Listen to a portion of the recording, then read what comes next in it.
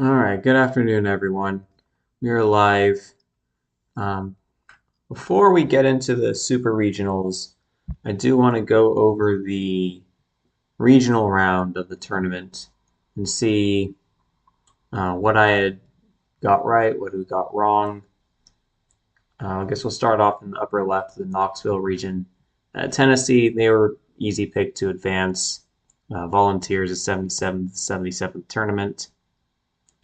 Greenville, I don't know what the riddle was for Evansville, but they advanced. I guess what I could do is pull up my notes from the previous round. So give me a minute here.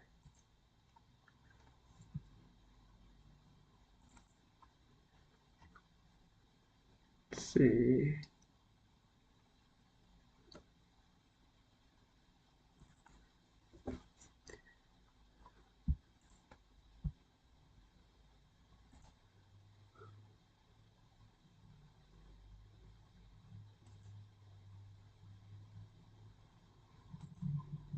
Okay, I just gotta switch my window here.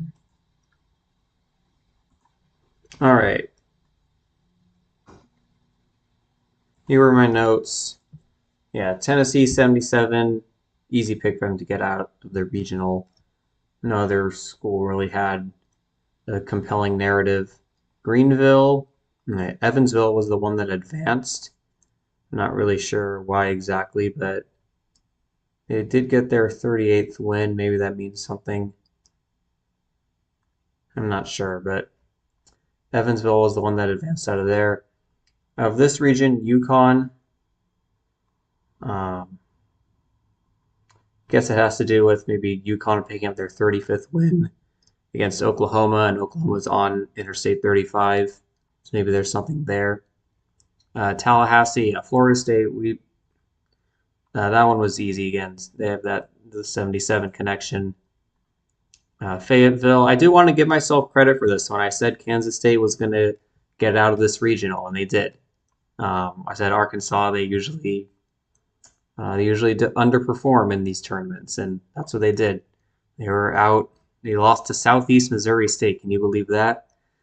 Like it was like mighty SEC program loses to some lowly school that has Southeast Missouri State. Like the fact that a school with like two directions in it, it's not just like South Missouri State or East Missouri State. It's Southeast Missouri State. Like that's how obscure the school is, and they beat Arkansas. Like, come on, give me a break. Yeah, Kansas State. We'll talk about more about Kansas State later. Charlottesville, there wasn't really anything here to go off of, but Virginia advancing and they were the host, so wasn't that big of a surprise. Arizona got bounced in the first round. They lost both of their games. West Virginia is the one moving on, I guess. I'm not sure what their riddle was, but West Virginia is the team moving on. Chapel Hill, yeah, UNC, they have the 77 connection. North Carolina equals 77. They're moving on. Lexington, Kentucky's the one moving on. I don't remember what their riddle was, but they're moving on. Oregon State, yeah, they're moving on as well. Oregon State does have a very subtle 77 connection because Oregon State equals 49, which is 7 times 7. And again, now we'll talk about this in a bit, now they're at 45 wins. Oregon State Beavers does equal 211, the 47th prime. Wouldn't be surprised to see, well, we'll talk about it. We'll talk about it later. We'll talk about it later.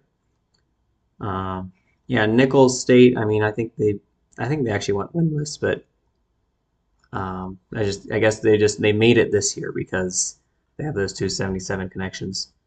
Raleigh, I did think South Carolina was going to be the one to get out of this region because Gamecocks 77, but it was not meant to be for them. Athens, I thought Georgia Tech had a shot at pulling off the upset in this region, but because they have that 389 connection, which is the 77th prime, but no, it was Georgia. Clemson, I thought Vanderbilt had a decent shot to get out of this one because they have the Illuminati connections and Tim Corbin, his name equals 49. But no, they actually lost both of their games. They were out in two. Um, the Clemson manager, Eric Bakich, his name equals 77, so possibly it's centered around him. The Stillwater Regional, I didn't have any, I didn't really make, I don't think I had any thoughts for this one, but Florida was the one that came out on top. They now have 32 wins on the season. I'll have to look to figure out why they were the ones that got out of it. The Santa Barbara Regional, I did think UCSB was going to get to 45 wins because UCSB is 45, but they did not. It said the Ducks, Oregon Ducks. So Ducks is 77, and I said in last week this is the final year of the Pac-12, so I feel like they have to do something for them. I mean, Washington made the final in football. I don't think any of the basketball schools did that well, but um, yeah, this will be like the final official competition for the Pac-12, so maybe they have to do something special for the conference. We'll see. And the College Station Regional, there wasn't really much to go off of here. I did notice that Texas Longhorns is 191, and the College World Series could end on the, is it the day leaving? Yeah, the day leaving, 191 days left in the year, but I didn't really think that was a huge riddle. So there wasn't, I didn't really make that many picks. I do want to give myself credit for the Kansas State pick, but the other ones weren't really that outstanding. Now, let's move back to the bracket.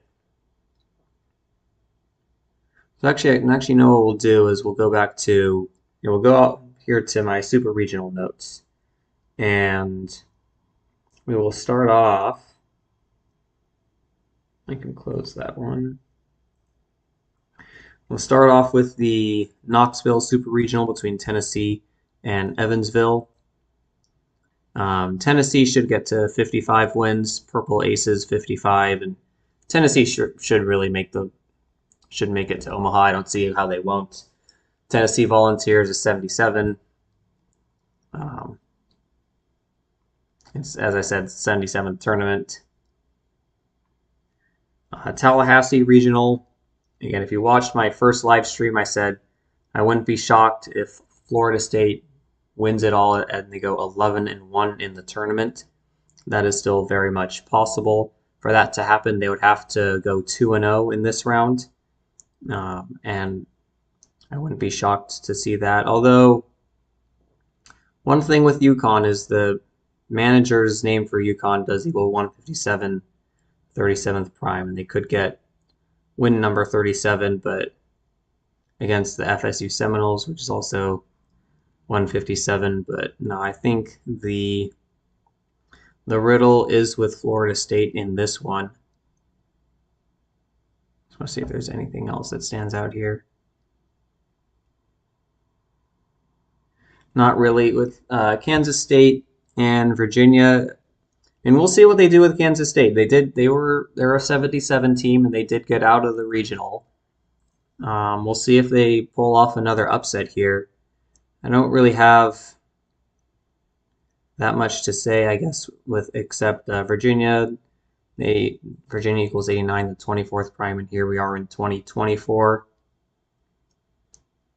Let me see if there's anything with like 37 or 38, 36. Not that I see.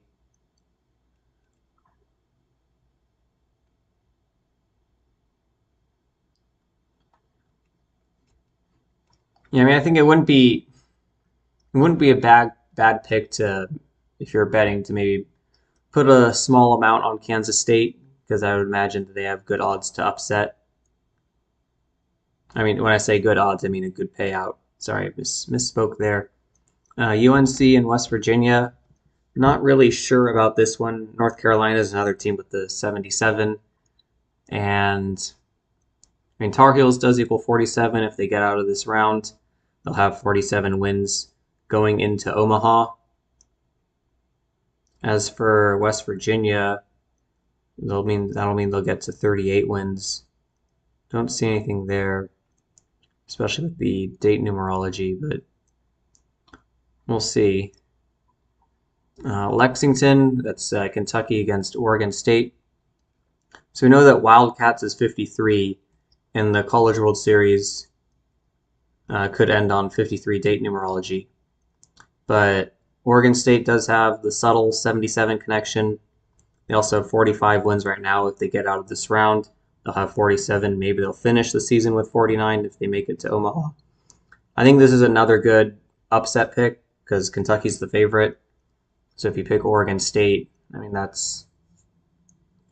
Um, I don't know if I'd do them in a parlay with someone, but if you just wanted to pick them if you wanted to pick them straight up, that wouldn't be a bad upset pick because you wouldn't lose that much if you bet on them. Athens, I don't really have a lot to go off of on this one. So I get NC State is 44 and Georgia's on 42 wins, so Georgia should win this one. Clemson and Florida. I'm not sure why Florida got out of the first round. I guess they just want to prove that the SEC is superior to all other conferences, and I guess that's why maybe they're trying to make Clemson's road a little bit easier because Clemson's manager does equal 77.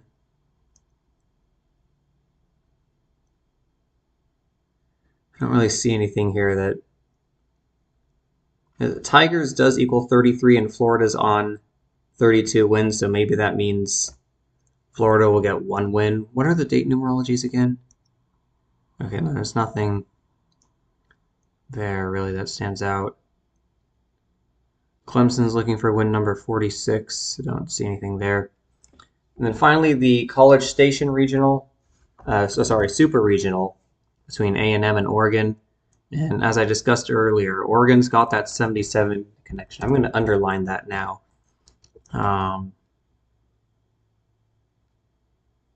Yeah, Oregon Ducks equals 77 and 77th tournament.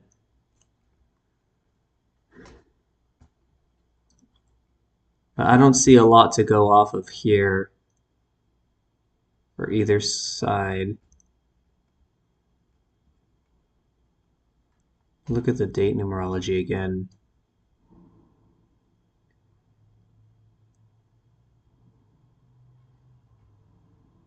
Yeah, nothing really stands out for either side there.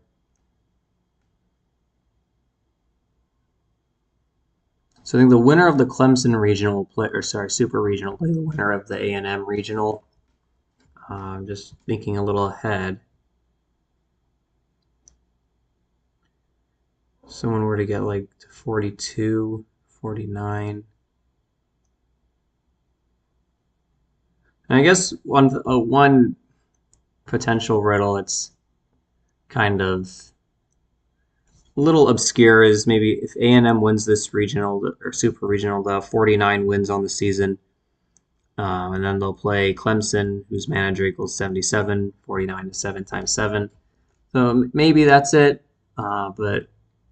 And Texas A&M Aggies does equal 50 if they get 3 more wins. So if they win 2 in this round and then maybe they win 1 game in Omaha, they'll get to 50 wins.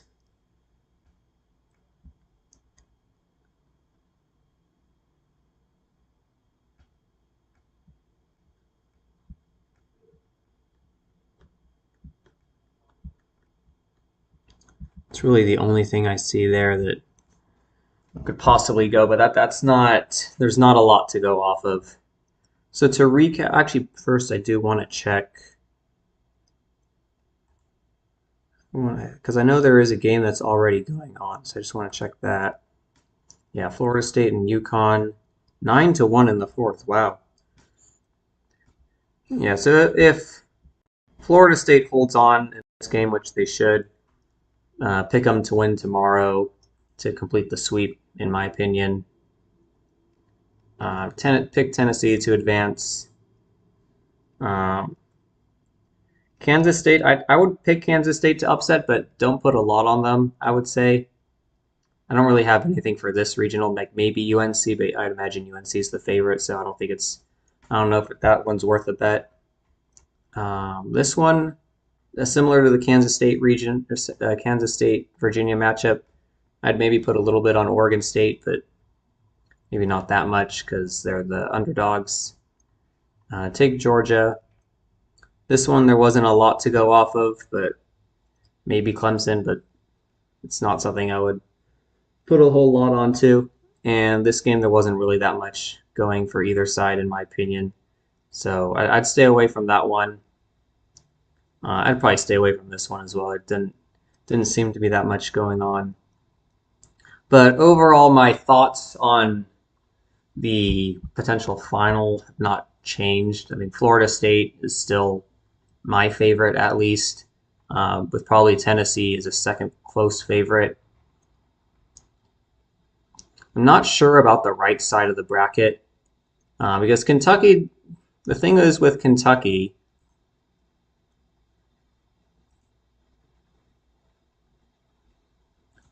oops, I'm pulling up the wrong thing. Hold on, sorry.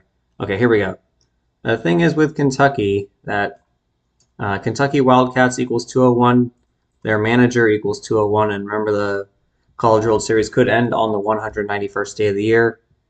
And as you guys probably know already, that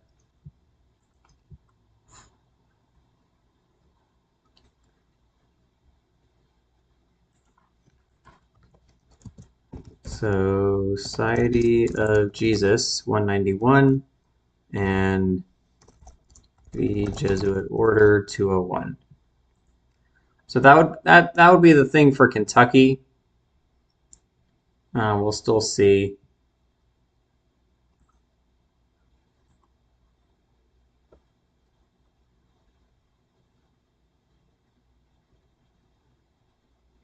And also, Wildcats does equal 53. They are a team that could they end up with 53? No, I don't think. No, Kentucky can't end up with 53 wins. The most they can end up with is 2 plus 5 plus 2, which is the most they can end up with is 52 wins. Or no, it'd be 2 plus 4 plus 2. The most they can end up. Oh, wait. No, the most they can end up with is 51 wins, I think. Yeah, so Kentucky can't get to 53 wins. Although Wildcats does equal 53. I don't think I'm on. Oh, I'm not showing the right page here. Sorry. Yeah, Wildcats 53, but the most amount of wins that they could get to is 51. Wildcat and does end on 53 date numerology.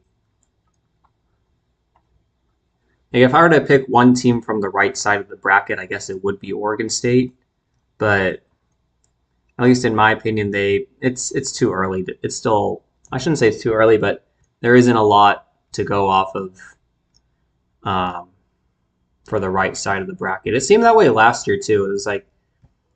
It seemed like most LSU and I think it was LSU and Tennessee, in my opinion, had the best riddles last year.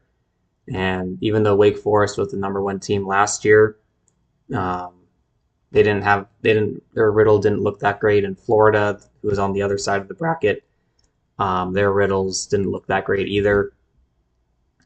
I mean, I've only been really decoding the college baseball tournament for like this is my second year doing it, so I don't have a whole lot of experience doing this one, but I have noticed it seems to be the date numerology and the team and manager gematria that seems to be the main factors in the script.